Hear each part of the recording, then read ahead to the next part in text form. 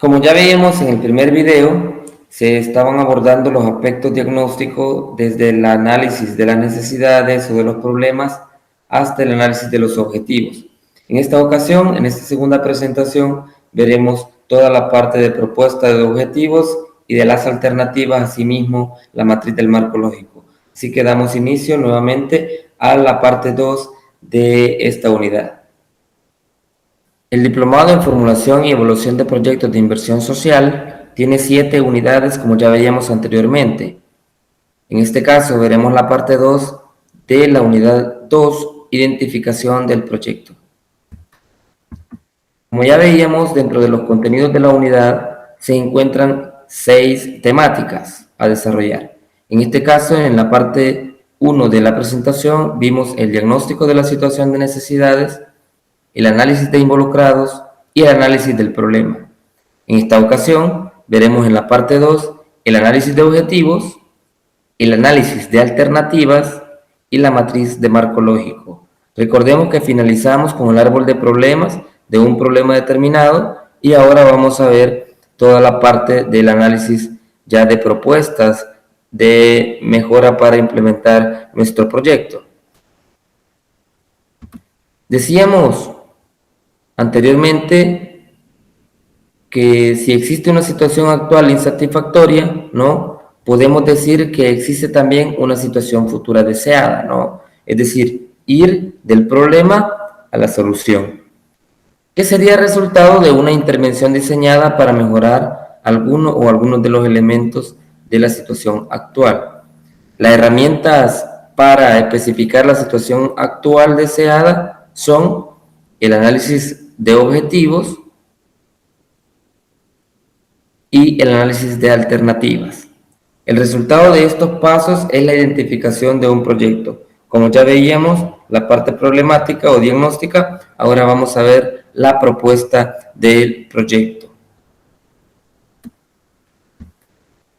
El análisis de objetivos. Muchas veces no tenemos claridad de los objetivos cuando implementamos un proyecto. Normalmente lo único que hacemos es ver los intereses y plantear los objetivos en función de lo que nosotros creemos, sin tomar en cuenta muchas veces el problema real. Y por eso es que muchas veces no podemos dar respuesta al problema porque nuestros objetivos no responden o no ofrecen una solución real al problema a través de nuestras intervenciones. El análisis de objetivos es el proceso que consiste en convertir, pongamos atención en esto, en convertir los estados negativos del árbol de problemas en soluciones, expresadas en forma de estados positivos. En este proceso del procedimiento, o en este paso del procedimiento, se describe en primer lugar la situación futura y será alcanzada mediante la solución de los problemas, ¿no? Y luego se identifican posibles alternativas para el proyecto. Es decir, trabajando ya con las causas, podemos identificar nosotros los objetivos que queremos lograr para poder solventar el problema real, ¿verdad? El problema que no es que nos hayamos inventado, sino que ha salido de toda una consulta, ¿sí? En donde se ha hecho todo un análisis, como se pudo ver en la presentación de la parte 1 de esta unidad. ¿Cómo se elabora el árbol de objetivos? Así como elaboramos un árbol de problemas, también hay un árbol de objetivos que hay que elaborar. El primer paso consiste en formular todas las condiciones negativas del árbol de problemas en forma de condiciones positivas que son deseadas y realizables en la práctica. Por eso es que teníamos que pensar, ya aquí no pensamos en la situación actual, sino que aquí estamos poniendo ya nuestros esfuerzos o pensamos en la situación futura deseada, no en cualquier situación futura, ¿sí? Sino en la situación futura deseada. Como paso número 2, examinamos las relaciones entre los medios y fines, que ya vamos a ver a qué nos estamos refiriendo con eso, establecidos para garantizar la lógica y la integridad del esquema, ¿no? Y como un paso 3, si fuera necesario hay que 1. modificar las frases existentes, ¿sí? Que ya hemos planteado y las hemos pasado de negativo a positivo, y añadir frases nuevas en el contexto de las relaciones de medios y fines, y eliminar objetivos que no sean efectivos o necesarios. Porque muchas veces para la solución de los problemas, cuando nosotros implementamos o planificamos o proponemos nuestros proyectos, ponemos algunos objetivos que realmente no son necesarios. Y por eso es que acá es necesario ya, ¿verdad?, eliminar aquellos y dejar nada más con los que vamos a trabajar, o los objetivos necesarios. Luego tenemos un árbol de objetivos, ¿no? Y que acá lo hemos retomado, si le ponemos atención, del árbol de problemas. Siempre continuamos con el mismo problema, ¿no? De la alta accidentabilidad, si nosotros recordamos como problema, ¿no?, de los automotores. En ese caso, ponemos ese problema que ya hemos mencionado como un objetivo y lo ponemos al centro. En este caso sería accidentabilidad reducida de los automotores. Eso ya como objetivo, ¿no?, que se pone al centro, y pondremos en la parte inferior los medios para alcanzarlo y en la parte superior los fines. En el tema de los medios, para poder lograr la accidentabilidad reducida de los automotores, o que disminuyan los accidentes de los automotores, primero tenemos que ver los medios. En primer lugar, la prudencia de los conductores. Luego, las calles en buen estado. Si ustedes se fijan, pasamos las causas, las pasamos de manera positiva, y los vehículos en buen estado, porque anteriormente, ¿verdad?, en la prudencia de los conductores, cuando estábamos hablando del problema en la primera parte, hablábamos de la imprudencia de los automotores o de los conductores. En este caso, lo cambiamos a prudencia de conductores. En el caso de las calles en buen estado, anteriormente era calles en mal estado, y en el caso de los vehículos en buen estado, anteriormente era vehículos en mal estado. Lo que hemos hecho, hemos pasado a positivo todas las causas para que estos sean los medios, ¿no? Y los vehículos en buen estado responden también a vehículos renovados, porque anteriormente eran vehículos obsoletos cuando estábamos haciendo el análisis de problemas, y luego también el buen mantenimiento de los vehículos. Esto a su vez, también tenemos que los efectos pasarlos a objetivos, es decir, a fines. Los fines, como tal, se pueden determinar en este caso específico de este tema, o esta situación deseada, o de este objetivo, es que los pasajeros lleguen a tiempo al trabajo. Recordemos que algunos de los efectos eran que se tardaban, en este caso lo pasamos a que lleguen a tiempo, y en el otro era una frecuencia aumentada de lesiones y muertes. En este caso es frecuencia disminuida de lesiones y muertes, ¿verdad?, lo que dará una mejor imagen a la empresa, y también habrán menores pérdidas económicas, y que también decíamos, ¿no?, el impacto a la familia va a disminuir, impacto económico, emocional. También esto lo hemos tomado de la fuente del área de proyectos de inversión del ILPS. Y el análisis, ejemplo del análisis de objetivos. Ahora hablemos del análisis de las alternativas.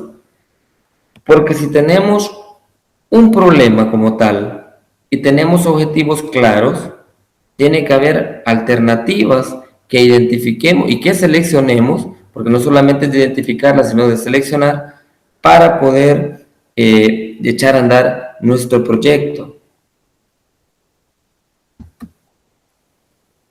El análisis de alternativas consiste nada más en identificar estrategias o alternativas a partir del árbol de objetivos que ya hemos construido anteriormente, que si son ejecutadas podrían promover el cambio de la situación actual a la situación deseada. Aquí es donde hay que tener mucho cuidado, porque depende de los objetivos que nosotros identificamos y las alternativas que proponemos, así va a ser el impacto, es decir, así vamos a ver el cambio de una situación actual a una situación deseada. O probablemente no podríamos ver ningún impacto o ningún cambio. Eso sí lo tenemos que tener bien claro. Después de identificar las distintas estrategias, se debe evaluar cada una o con varias herramientas de análisis, que en realidad son filtros para ir seleccionando estas alternativas. Importante es que el análisis de alternativas, ¿verdad? La selección debe de hacerse tomando en cuenta los siguientes aspectos. 1. Los intereses de los beneficiarios del proyecto. Porque si es de interés para el beneficiario del proyecto, no habrá mayor compromiso, podríamos decir. Porque recordemos que para poder generar un proyecto, el grupo debe de tener dos elementos indispensables: objetivos claros, que ya lo vimos anteriormente, y compromisos fuertes. En este caso, los intereses van a depender, o los compromisos van a depender de los intereses. 2. Los recursos financieros disponibles, porque de nada sirve que nosotros hagamos un planteamiento de un proyecto muy bonito, pero no tenemos recursos financieros para llevarlo a cabo o para ejecutarlo. 3. Los resultados de estudio económicos, es decir, los costos totales y los beneficios, bajo una lógica de costo-beneficio. ¿Qué tanto me costó esto o me cuesta esta intervención o realizar esta alternativa, ¿no? O echar a andar esta actividad, pero también cuánto es el beneficio que tengo. Pueden haber algunas intervenciones con costos altos, pero beneficios pobres. Y pueden haber algunas que los costos son bajos y tienen grandes beneficios, ya sea financieros, sociales, institucionales y ambientales, entre otros, ¿no? Y como cuarto punto, ¿verdad? Lo que se debe tomar en cuenta son los intereses y mandatos de entidades ejecutoras potenciales, porque podrían tenerse los recursos, interés, podrían haber ya estudios económicos previos, financieros, en fin, pero no existe interés de parte de las autoridades centrales o de los tomadores de decisiones. Tenemos que saber que en este proyecto que vamos a formular para poder dar respuesta a un problema o necesidad, tenemos que saber que los tomadores de decisiones tienen interés en resolver el problema y por ende facilitan los procesos. Los pasos a seguir para elaborar las alternativas son los siguientes. 1. Identificar los objetivos que no son deseables y realizarlos o realizables y excluirlos. Lo que decíamos anteriormente, que tenemos que eliminar, ¿no? Aquí aplicamos la ley de la identificación, de la aceptación y el rechazo. Y en este caso hay que rechazar todos aquellos objetivos que no son realizables o que no son deseables. Paso 2. Identificar diferentes etapas de los medios o los fines como posible estrategia alternativa para el proyecto o componentes del mismo. Y el paso 3. Estimar qué alternativa de todas las que hemos identificado presenta, según la opinión del grupo, en este caso, la estrategia óptima para el proyecto, utilizando criterios como recursos a disposición, es decir, qué capacidad instalada tenemos nosotros para desarrollarla, y vemos que aquí hay diferentes recursos financieros, humanos, materiales, políticos. La probabilidad de alcanzar los objetivos, ¿no? La factibilidad política, porque ya decíamos, de nada sirve realizar o formular el proyecto si al final no hay voluntad política de esto. Es decir, con fines prácticos. La relación costo-beneficio, es decir, vamos a ver aquellas alternativas que me cuesten poco, pero que tenga gran impacto, ¿no? Y aunque me cueste muchos recursos, pero que tenga un impacto bastante favorable y también un impacto que pueda verse, ¿no?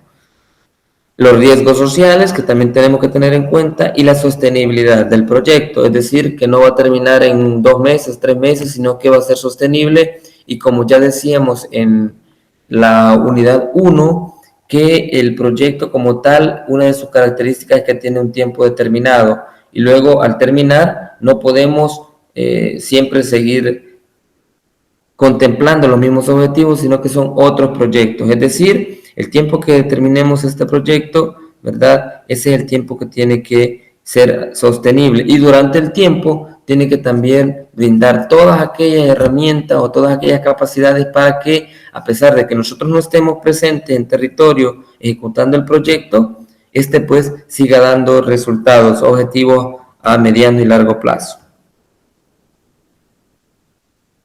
Y luego tenemos también la matriz del marco lógico.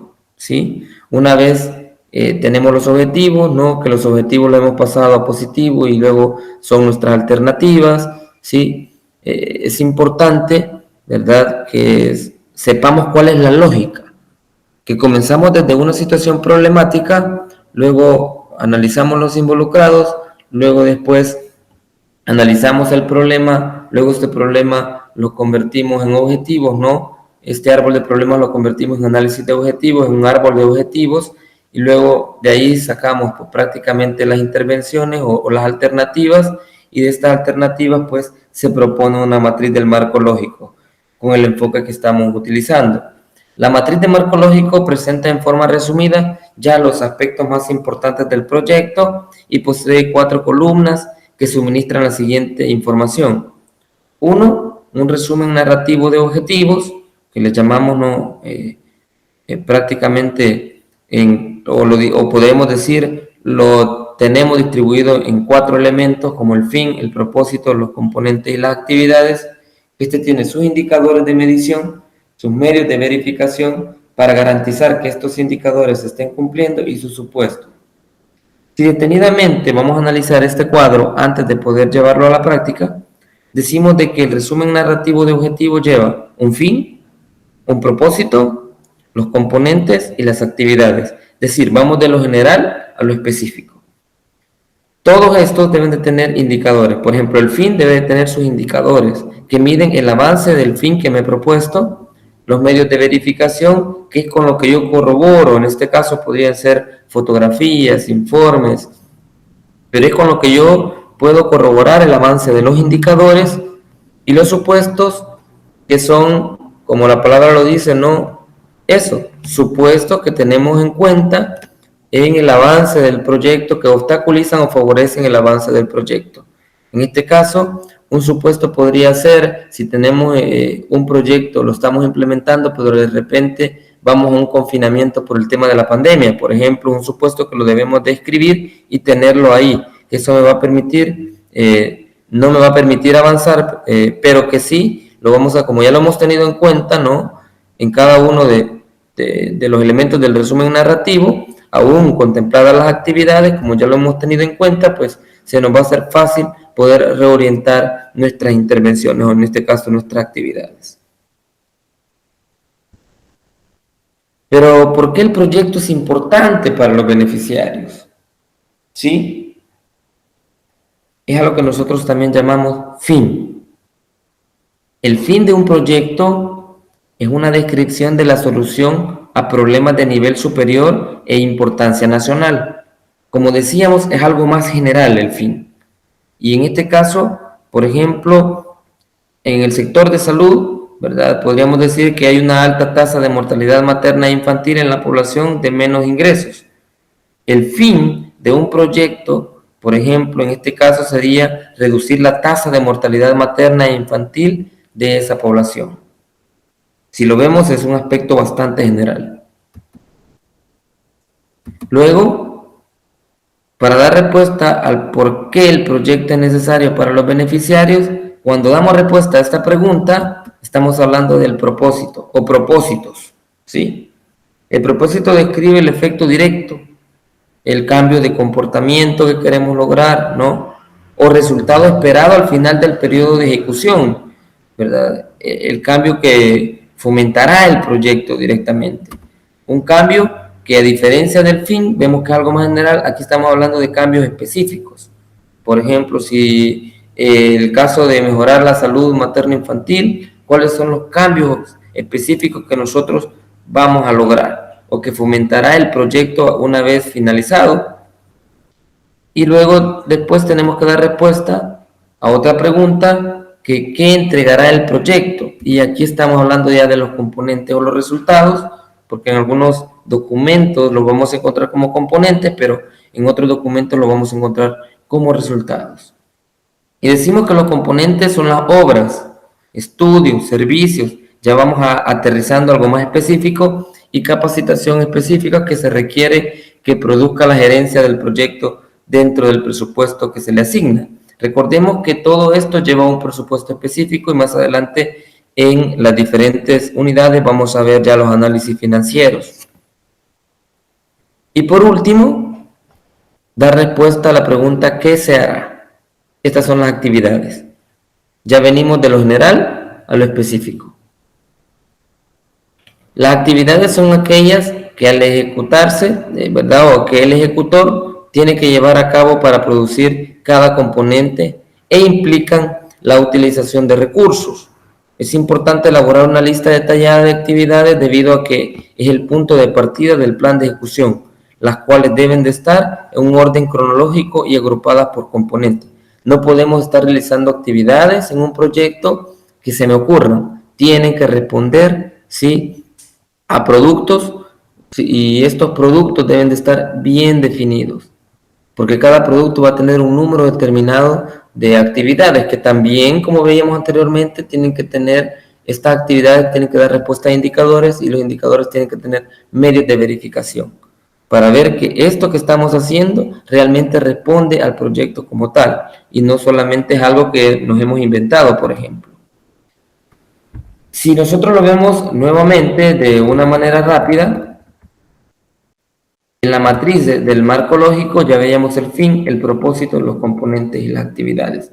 Esto lo tenemos que tener bien claro, ¿verdad? Y tenemos que saber que tiene una lógica ascendente, porque viene desde las actividades que me van a dar respuesta a los componentes y los componentes me van a dar respuesta a un propósito y asimismo los propósitos al fin.